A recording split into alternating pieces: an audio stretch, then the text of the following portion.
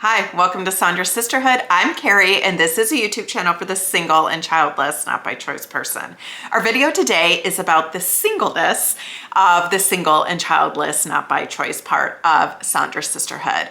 We're going to be talking a little bit about coping and managing being single. I'm going to go over some things that you can do to manage being single if being single is not by choice. So the first part of the video will include more mindset or reframing things, and then the back end of the video will be more practical or tactical tips that you can do in order to manage being single. You know, being single does not have to suck.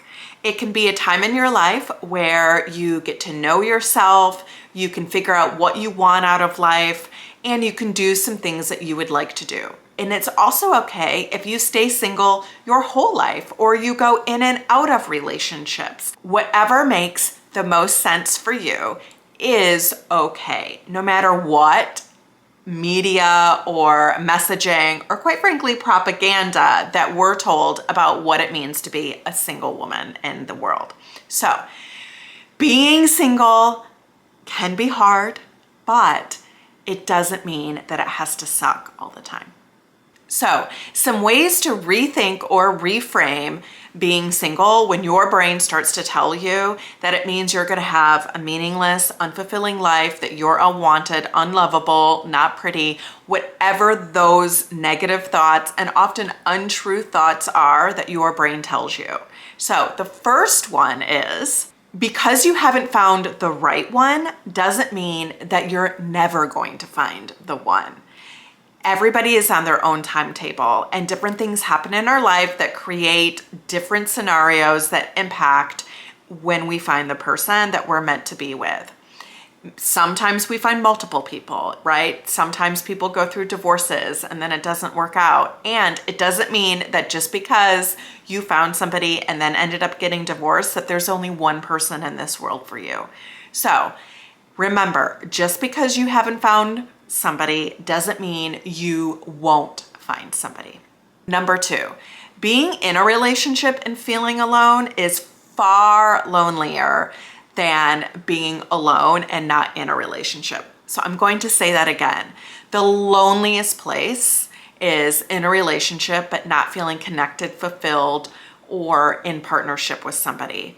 And there are a lot of people out there living that life and living that relationship because they feel like, well, it's better than being alone.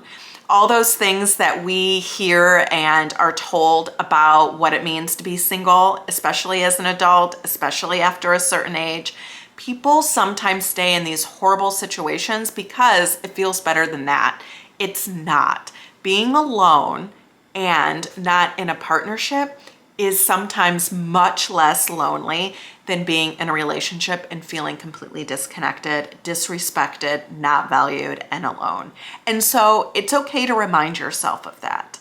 It doesn't mean you're trashing all relationship, but it is helping you recognize, you know, there are things worse than not being in a relationship.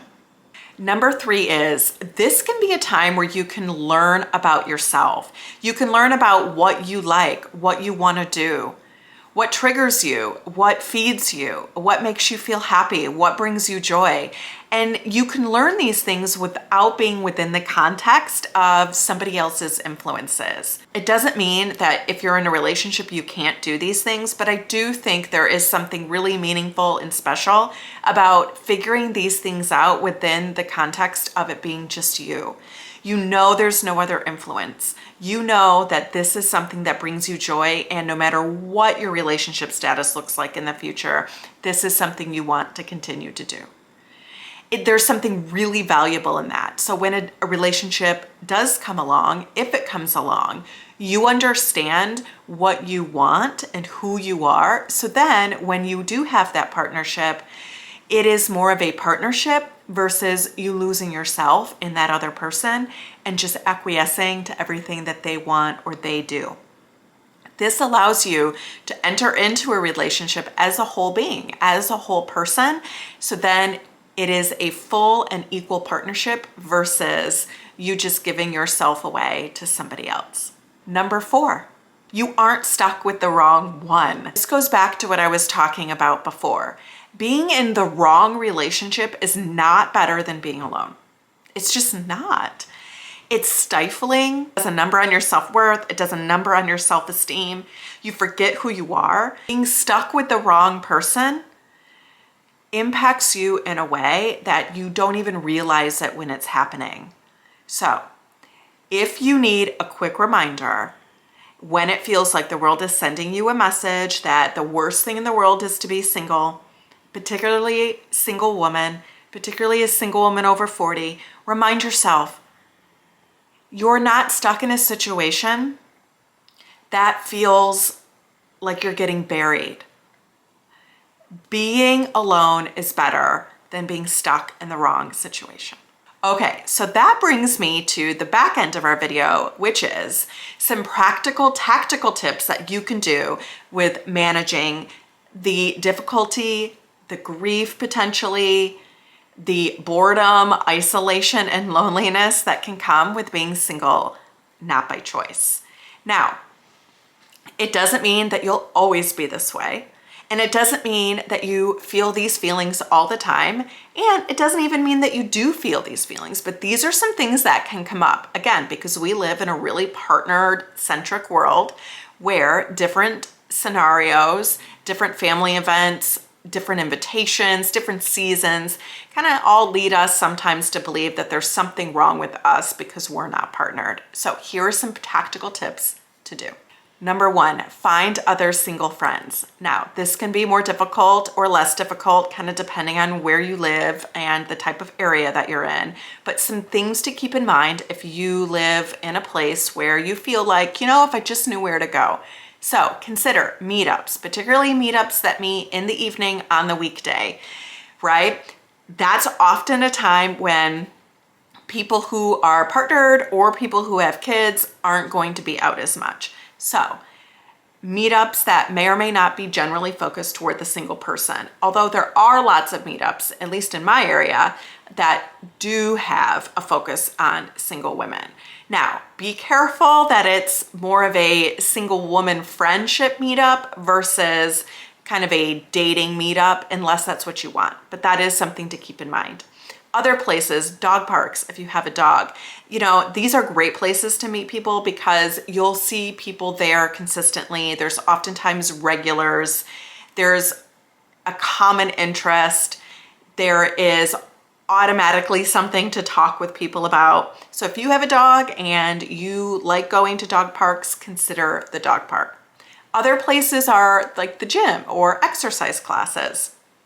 Again, particularly if you're going in some hours that might be a little bit more difficult for people who have kids might be at. Not that if you have kids, you're always partnered, but if we just look at sort of the law of averages. So dog parks, meetups, and exercise classes, or even exercise like studios or boutiques. If you watch this channel often enough, you know that I give that suggestion as a place to meet people often. Next thing is, when you do meet somebody in one of these areas, ask them to meet up or ask what's their social media profile, or find a way to see if they would like to maybe go for a coffee or go to that cool restaurant or do something after the exercise class or get the dogs to meet up again.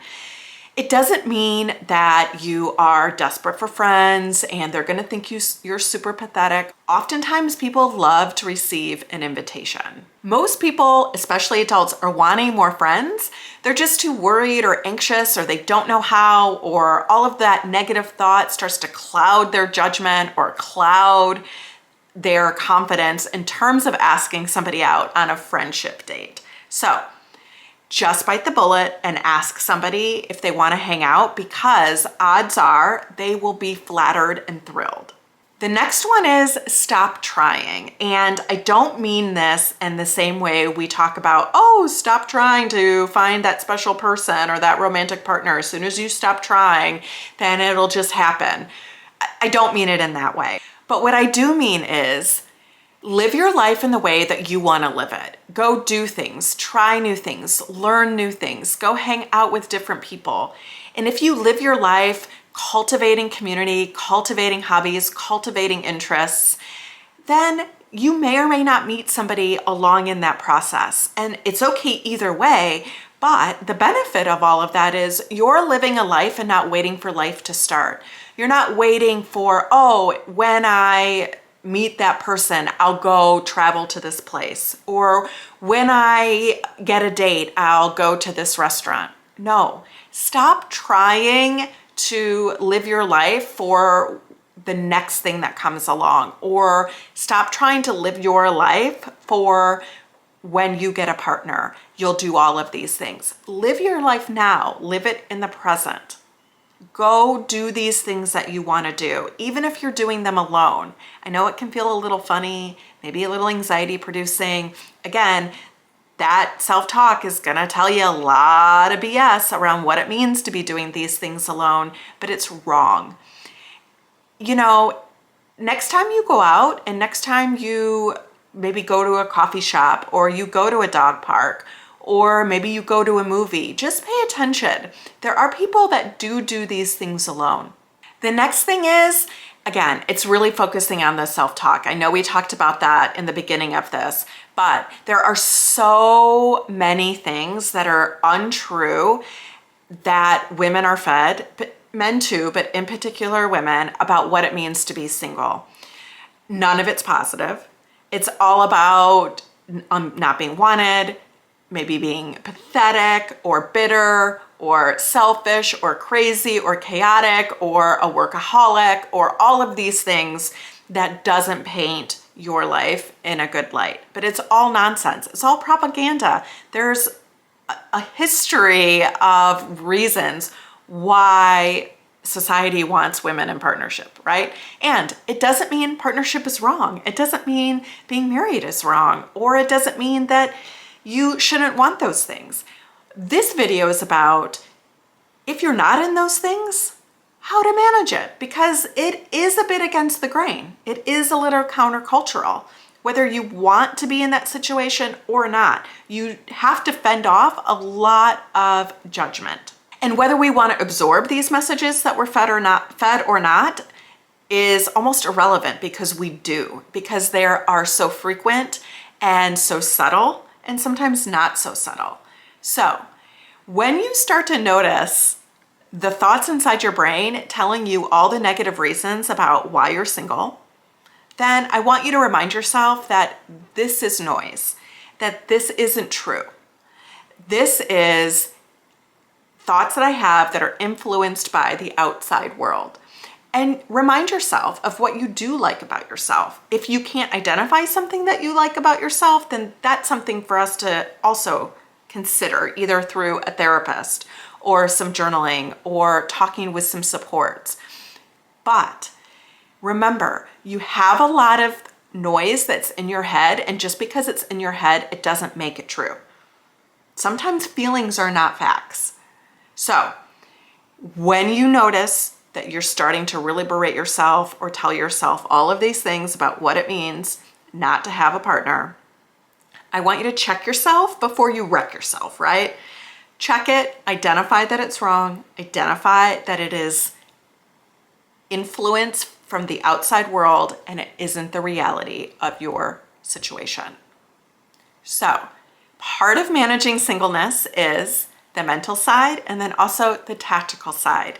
So consider reframing your thoughts. Pay attention to what your thoughts are. Remind yourself of what's true and what's not true. And then make sure that you're living your life. Find your hobbies, find your habits, find the things you like to do. Go to that place you want to go to. Don't continue to say, when I get a partner, then I'll do this. Do it now. So for more videos for the single and childless, not by choice person, subscribe to Sonder Sisterhood.